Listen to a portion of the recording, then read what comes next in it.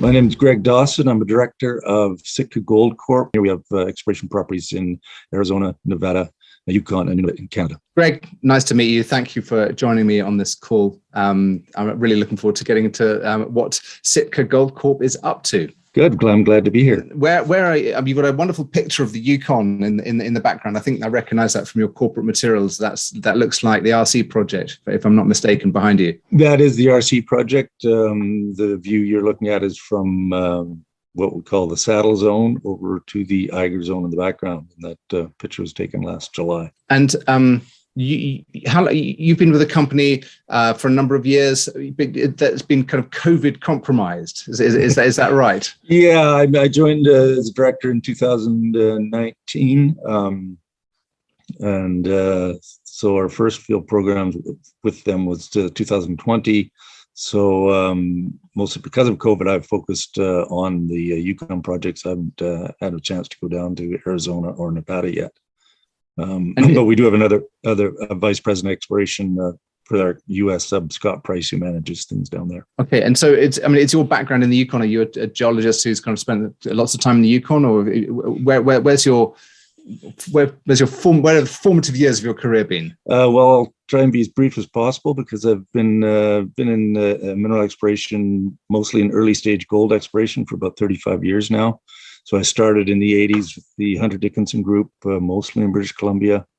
Then in the 90s, I was actually with Tech Resources, managing exploration programs for them in Kazakhstan, and then moved down to Santiago and was managing programs for them in Chile and Argentina. In the 2000s, I moved back up into the junior mining sector, back up in Vancouver. Was involved with Colorado Resources, Pacific Ridge Resources, again, mostly in British Columbia, but then starting to spend a lot of time in the Yukon. There, a few forays into Mexico. 2017, got involved with ground truth exploration in the Yukon as director of exploration, and was there for 3 years until I thought I retired. But I've known Corco and Ryan Co, directors of Sitka, for quite some time. And they convinced me to come back in, partly because I'd like to work with them, but I like the Yukon. I think I'm really excited about the potential of the Yukon. What was the draw geologically for Sitka? The RC project, and what does RC stand for? Is it reverse circulation? It does not, and I think you might have got me there. I know it's not reverse circulation. It could be red cap, but I actually don't know. It was the RC was a small part of the, and I can show you later in some figures. But it was a small group of claims that they acquired initially, but then we quite significantly expanded that project area to about 376. Square kilometers.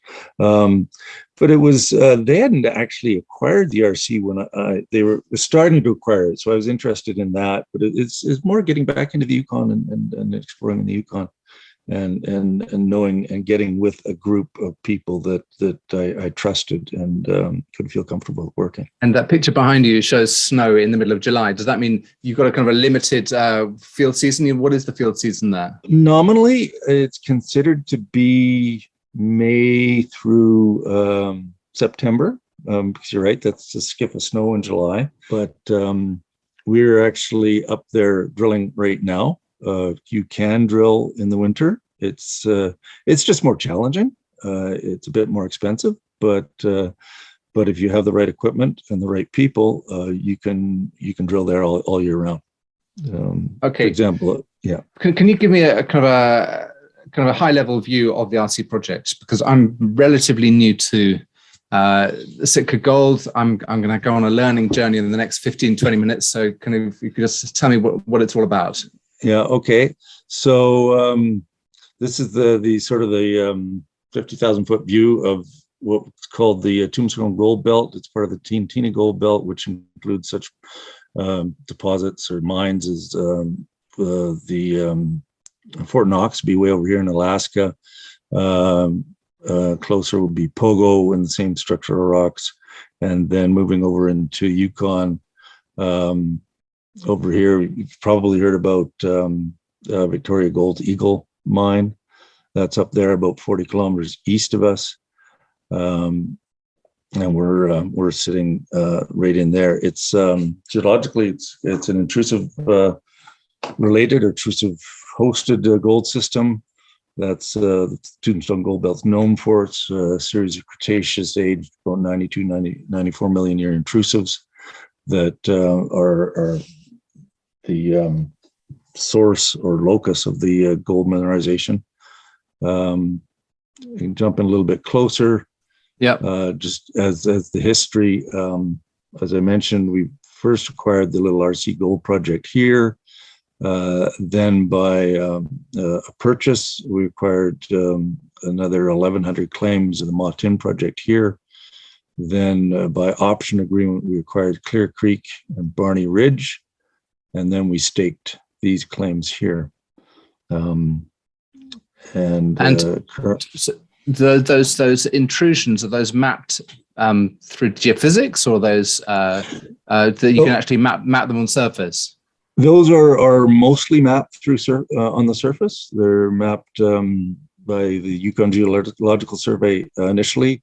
Then previous operators on this project have fine-tuned the location of those intrusives. So they're fairly well constrained. We've done. I can zoom in a little bit more if you'd like on jumping right into geology on the Clear Creek. Can you still see my screen there? Yeah, I can. Yeah. Okay. So there's zooming in to the Clear Creek project. There's the intrusives we're focusing on. So they show up as these plugs, but we do have geophysics that indicates that they are potentially part of a much larger Pluton system at depth. And this green here is actually the hornfelsing from the intrusive system.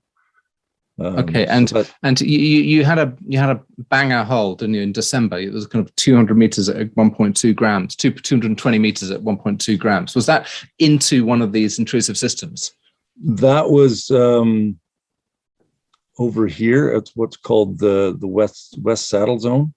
We've got about 2 kilometers of strike length between what's called the Eiger Zone over here, which is some focus of our drilling. Between here and here, it's about 2 kilometers. Is a very strong 502 up to 1,000 ppb golden soil anomaly. So our whole 2121 was drilled right into this intrusive here. And that was 220 meters of 1.17 grams per ton, essentially from surface.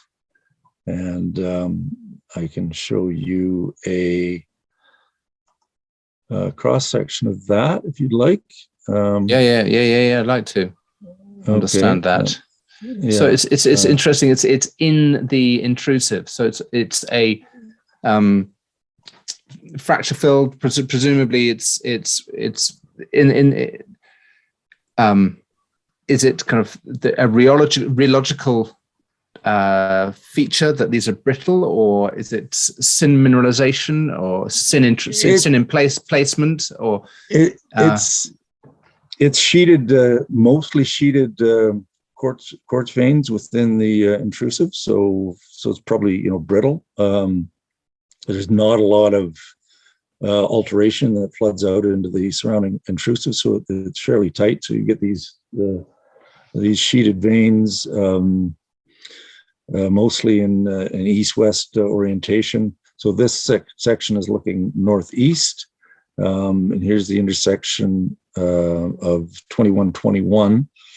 And as you say, from surface, 220 meters, 1.16. But it was following up a hole from two holes actually from 2020, which is our second hole in our first drill program, and it had it was almost mineralized the entire length. It was 287 meters of half a gram, and then we had 2107, and it was 318 meters of almost half a gram. 2002 actually ended in 2 meters of 16 grams. So that's part of what we were following up with both 07 and 2121. And is there any vertical exaggeration on that slope, or is that a true slope? That's a true slope. That's quite steep. It's quite steep. But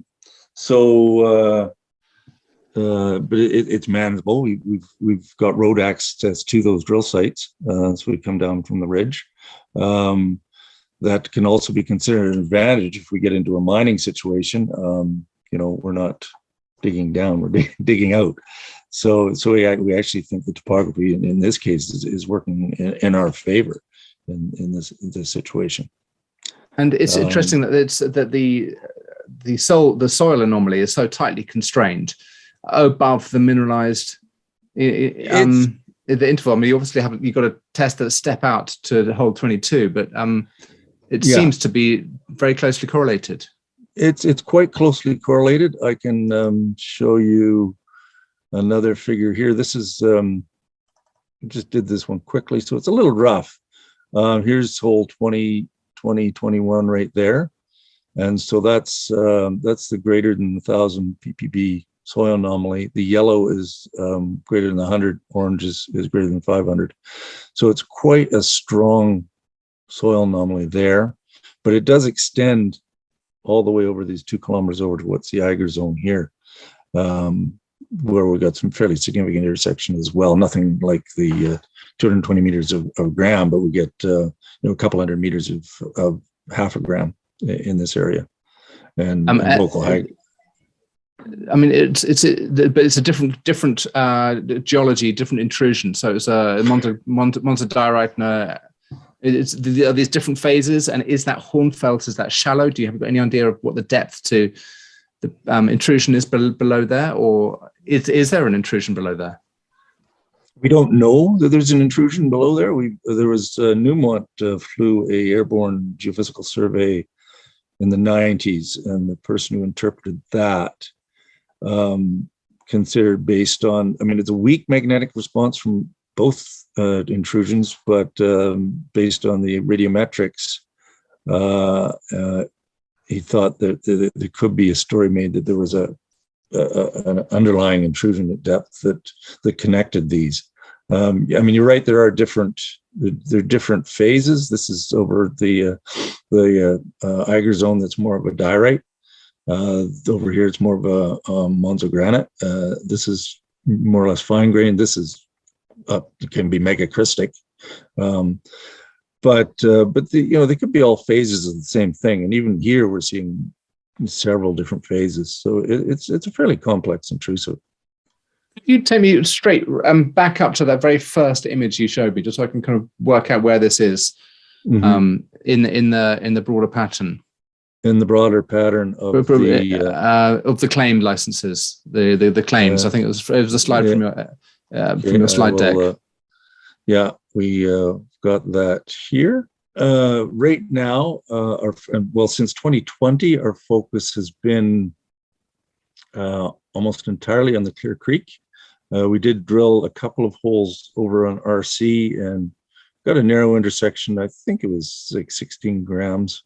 But most of our focus has been here for our current drilling program that we're on right now. We are following up with probably 3 holes at that 2021 intersection, and our current, and then we actually have funding and the commitment for a drilling company to continue drilling here in 2022. And it seems having a driller committed is as important as having money these days. So we're pleased to have that. So you've got 3 holes in the winter program. This is the 3 holes will be at the Clear Creek saddle zone to follow up on hole 2021, and that's underway as we speak. Yeah. And that will be our focus for drilling. As you notice, we have a much larger claim package. We actually have probably almost 20,000 soil samples over this claim package. Various ground geophysical surveys have been done. We've just ourselves flown high precision magnetic survey just 3 weeks ago over Clear Creek, Barney's Ridge, and the southern part of the Mahtin here. So there's kind of a parallel programs going on. There's one that's focused on drilling, but we've got quite a lot of ground to bring other targets to the drill stage, and that will be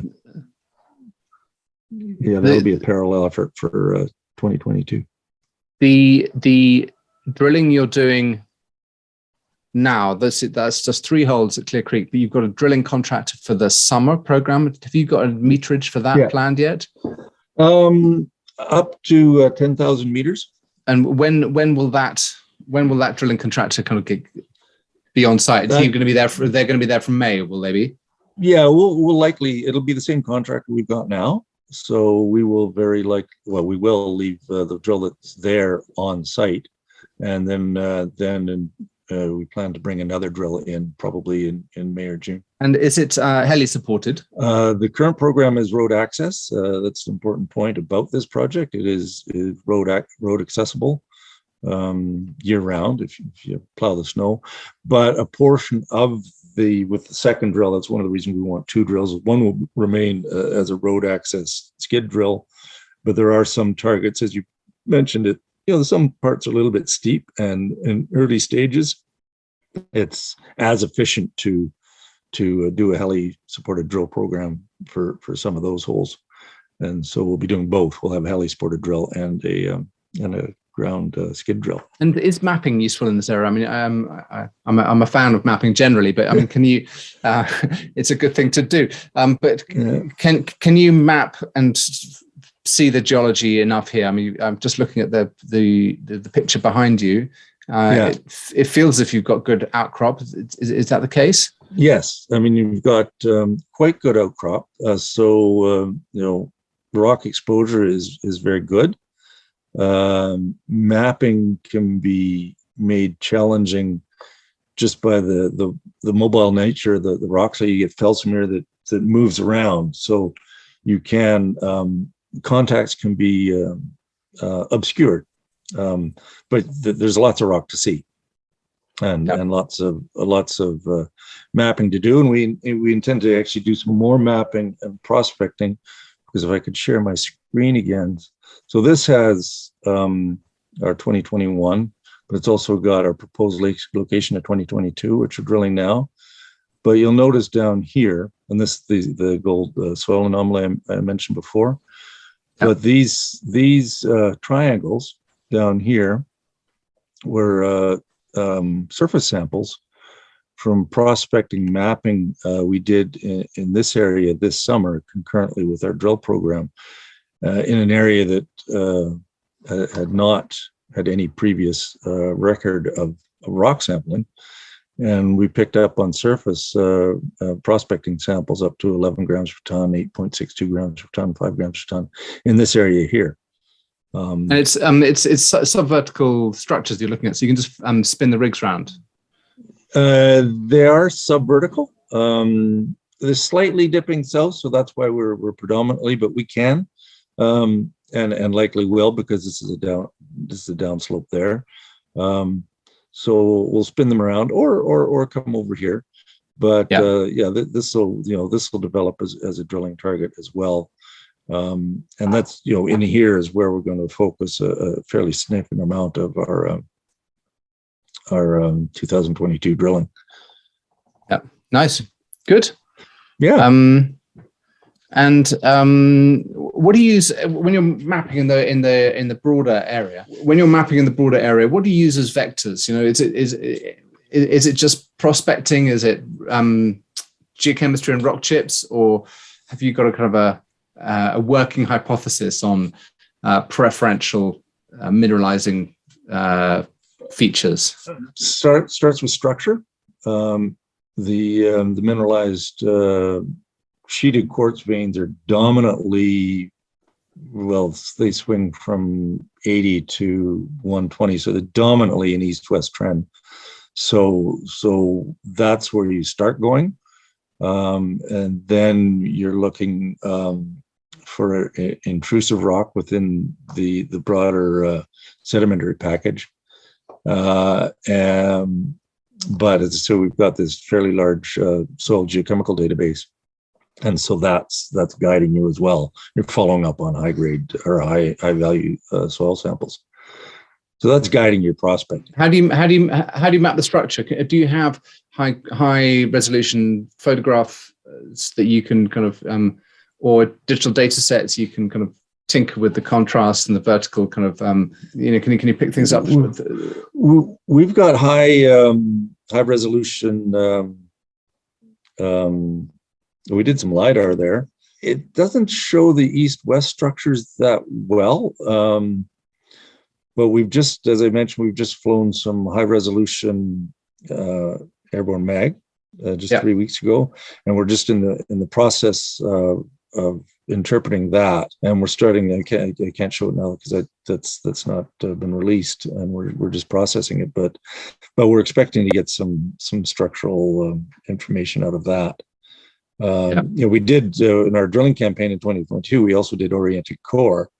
And so we constrain quite well the orientations of the vein sets. Good. And I know you haven't had a chance to get down to the other project areas, but do you know roughly in terms of the kind of the budget allocation to RC relative to the other projects, Burro Creek and Alpha Zone, and is the company putting 80% of its effort into RC, or 90, or 70, or half, or what's the what fraction? I think it's. Part of that can almost be determined. I think we've got currently about $5 million in the bank, and I think $3 million of that is flow through, and about $2 million is hard dollars. So just on the basis of that, it's $3 million to spend in the Yukon, and $2 million if we want in Arizona and Nevada. But I think the bulk of our spending, or certainly the majority, is going to be at RC. Yeah. Well, we are planning. We are expecting permits, so we will have follow-up drill programs at Burro Creek and Alpha. Great. Well, much to look forward to. Thank you very much for taking me through the project. Are there any highlights that you feel that we haven't spoken about that you want to share with me, or have we captured the bones of it? I think we've captured the bones of it. The story at RC is a very early stage. I mean, we've got that just on that part of the project. We've got 2 kilometers of mineralized strike length that we at this point have 21 or 19 drill holes into diamond drill holes. That's essentially the first diamond drilling done in that area. So there's lots of room, and we think the whole 2121 is one of the better drill intersections in that type of deposit in that area.